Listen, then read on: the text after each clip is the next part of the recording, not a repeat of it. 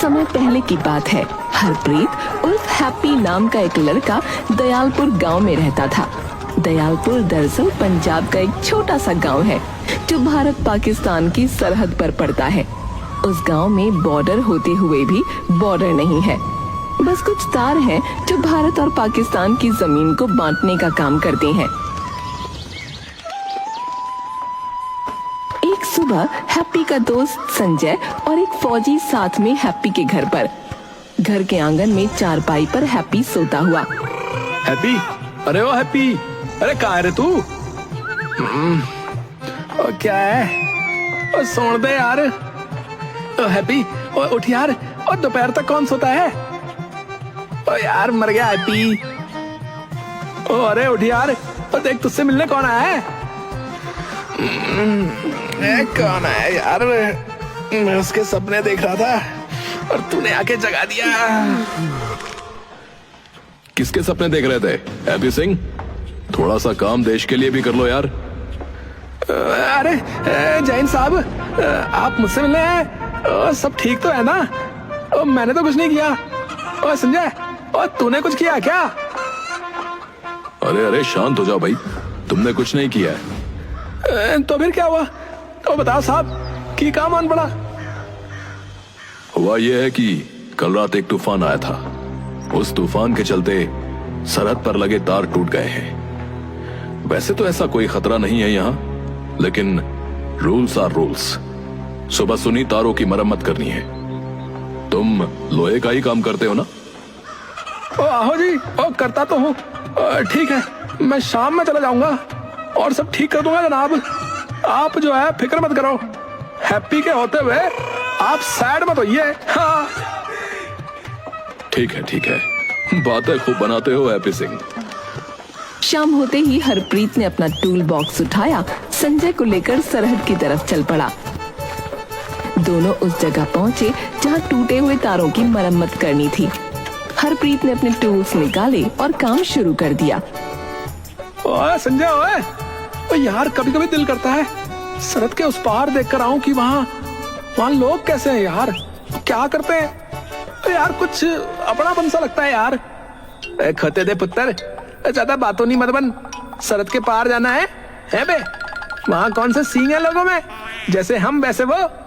और उस पार दो पैर रखकर बता, पाकिस्तानी छन्नी बना देंगे तेरी। बड़ा आया। ओ यार भाई, तो गुस्सा हो गया यार। ओ मैं तो बस जो है अपने दिल की बात साझा कर रहा था यार। ओ काम निपटा जल्दी यार। ओ भैंसों के लिए पट्ठे लेने भी तो जाना है अभी। तभी अचानक तेज हवा चलने लगी और एक नरम गुलाबी रंग का दुपट्टा उड़ता हुआ हरप्रीत के चेहरे पर आ गिरा। उसे ऐसा लगा जैसे कुछ देर के लिए वक्त रुक गया हो।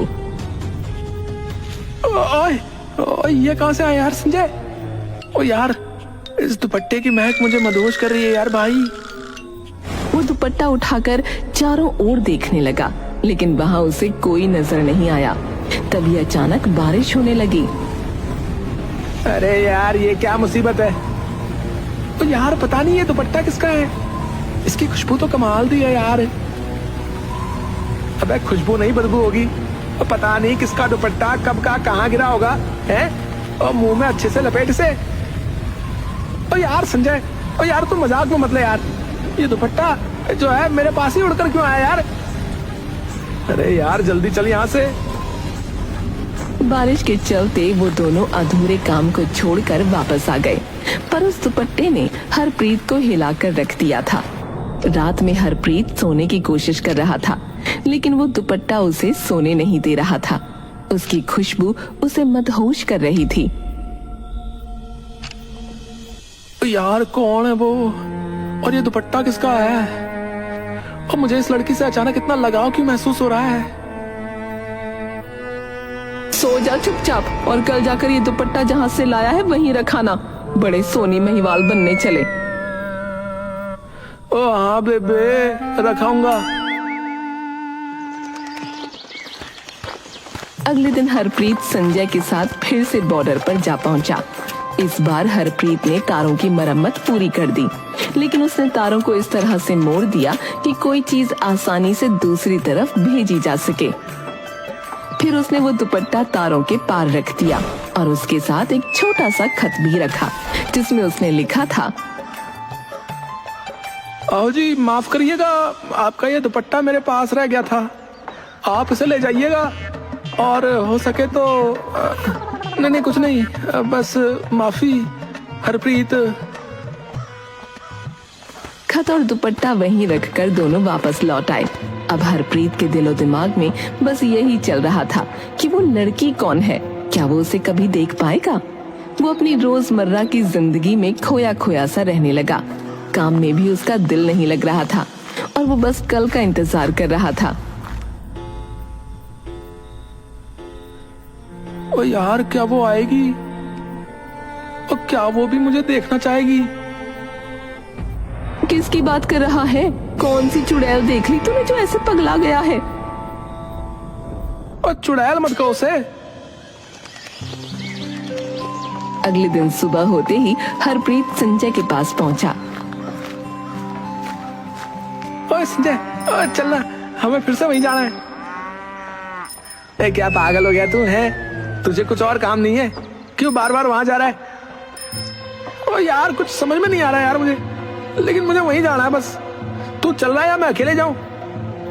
यार ये शरद का मामला है, पता नहीं कौन कौन लोग वहां आते जाते होंगे, अगर कुछ गड़बड़ हो गई तो। लेकिन हरप्रीत मानने को तैयार नहीं था। आखिरकार संजय ने हार मान ली और दोनों फिर उसी जगह पहुंचे। इस बार उन्हें वहां एक चिट्ठी पड़ी मिली। हरप्रीत ने फौरन उसे उठाया और पढ़ना शुरू किया। ओए, इसमें लिखा है, अस्सलाम वालेकुम, मेरा पसंदीदा दुपट्टा वापस करने के लिए आपका बहुत बहुत शुक्रिया। और आगे लिखा है, क्या आप कल शाम 5 बजे आ सकते हैं? मैं। हरप्रीत की आंखें चमक उठी। वो खुशी से झूमने लगा। उसकी धड़कनें तेज हो गईं।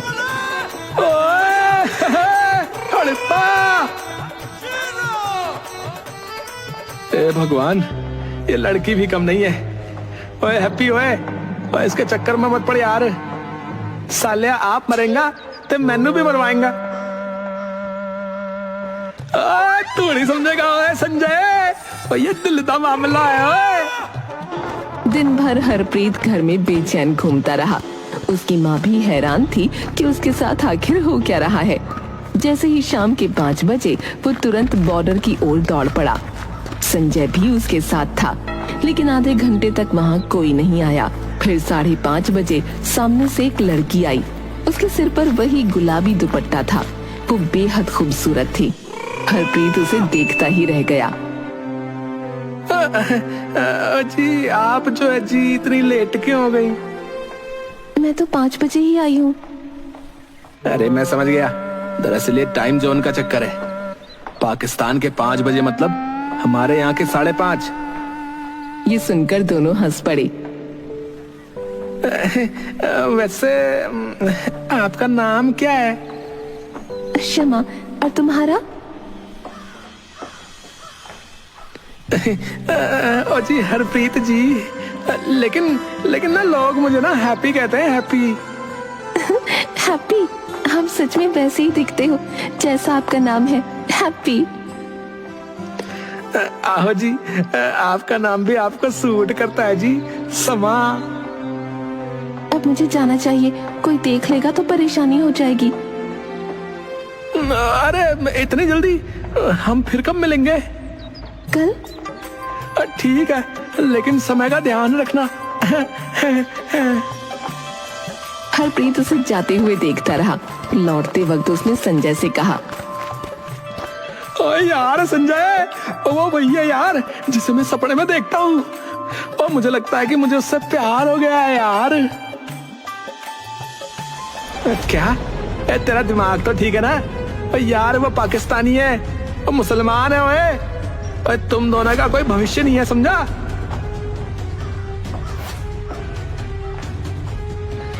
और यार प्यार में कोई शरत वरत नहीं होती यार।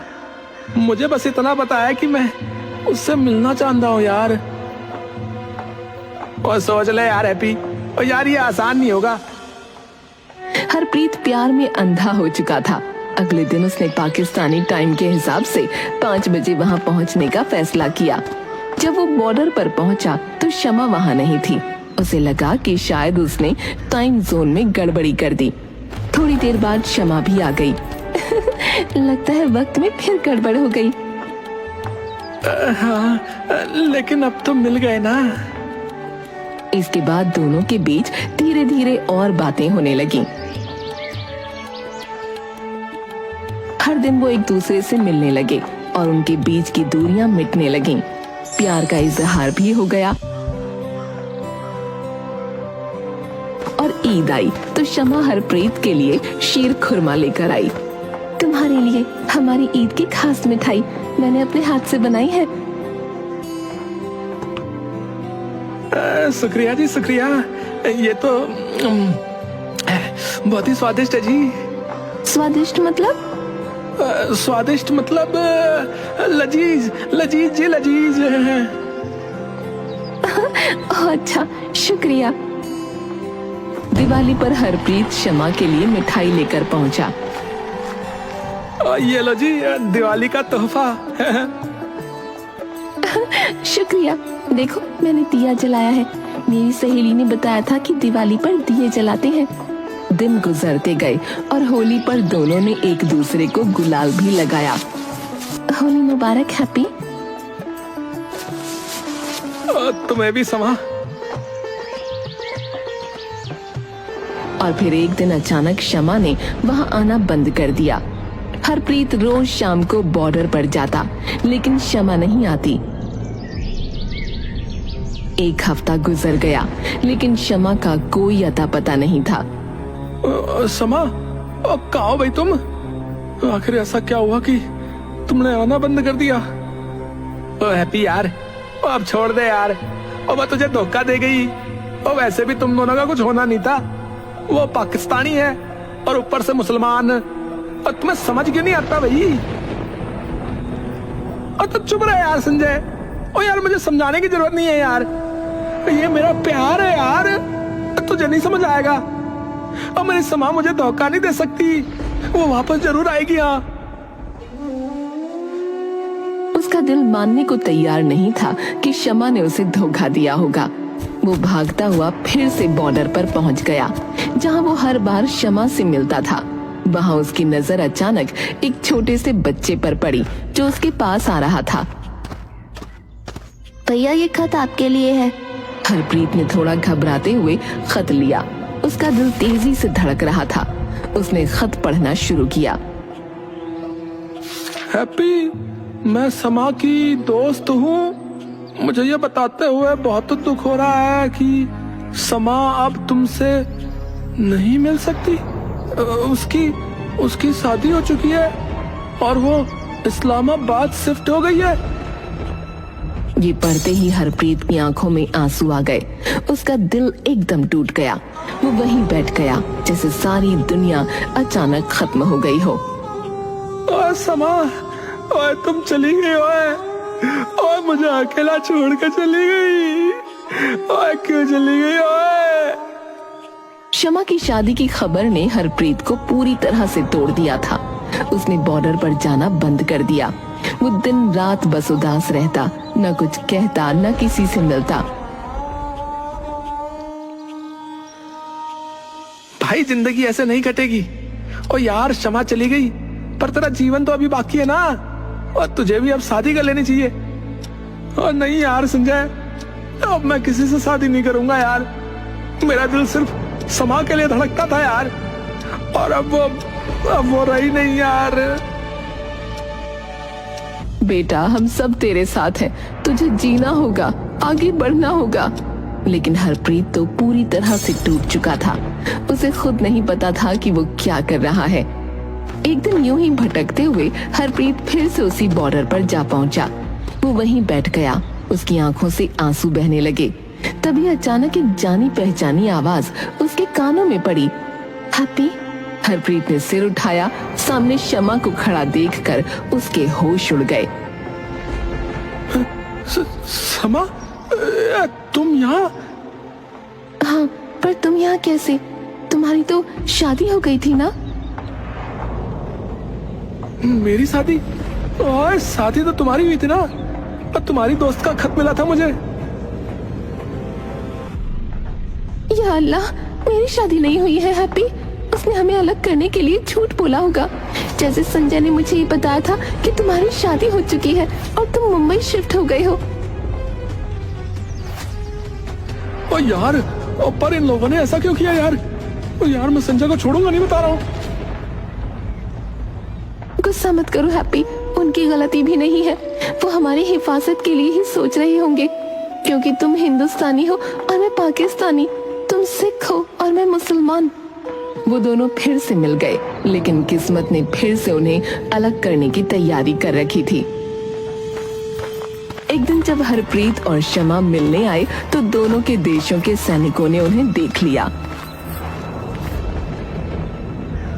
ये सरहद है, कोई मजाक नहीं। दोनों देशों के बीच कुछ भी हो सकता है, और तुम लोग इस तरह बेफिक्र होकर मिल रहे थे। मुझे ये सब पता है साहब, लेकिन ये सरहद सिर्फ जमीन के टुकड़े बांटने का काम करती है, दिलों को नहीं बांट सकती। इस घटना के बाद दोनों के मिलने के रास्ते बंद हो गए। दोनों के पास अब बस यादें थीं। महीनों बीत गए और हरप्रीत को शमा से कोई खबर नहीं मिली। बेटा भूल जाओ उसे। कैसे भूल जाऊं बेबे, मेरा दिल कहता है कि एक दिन हम जरूर मिलेंगे। उसी समय हरप्रीत को खबर मिली कि उनके गांव में एक शांति समारोह है, जिसमें दोनों देशों के नागरिक शामिल हो रहे हैं। हरप्रीत के मन में उम्मीद जागी कि शायद इस समारोह में उसे शमा से मिलने का मौका मिल सके। बेबे, मैं भी उस समारोह में जाऊंगा, शायद समा भी वहां मिल जाए। जा बेटा, भगवान करे तेरी उससे मुलाकात हो जाए। मेरे रब्बा, मेरे पुत्ती राखी करी। समारोह वाले दिन हरप्रीत वहां पहुंचा और भीड़ में इधर उधर देखने लगा। कुछ समय बाद उसे गुलाबी दुपट्टा दिखा। शमा भीड़ के बीच में खड़ी थी, जैसे उसे ही ढूंढ रही हो। दोनों की आंखें मिली और दोनों के चेहरे पर एक चमक आ गई। हैप्पी, मुझे लगा अब हम कभी नहीं मिल पाएंगे। और मैंने कहा था ना, प्यार में कोई सरहद नहीं होती। अब चलो मेरे साथ। हरप्रीत शमा को चुपके से अपनी साइड लाने की कोशिश करता है, पर तभी एक सैनिक उसे देख लेता है। अरे अरे, ये क्या कर रहे हो तुम? पीछे हटो। अचानक हिंदुस्तानी सैनिक हरप्रीत को और पाकिस्तानी सैनिक शमा को पकड़कर अपनी अपनी ओर ले जाने लगते हैं। समा, समा, समा। हैप्पी! अचानक शमा एक सैनिक की बंदूक छीन लेती है और अपनी कनपटी पर रख लेती है।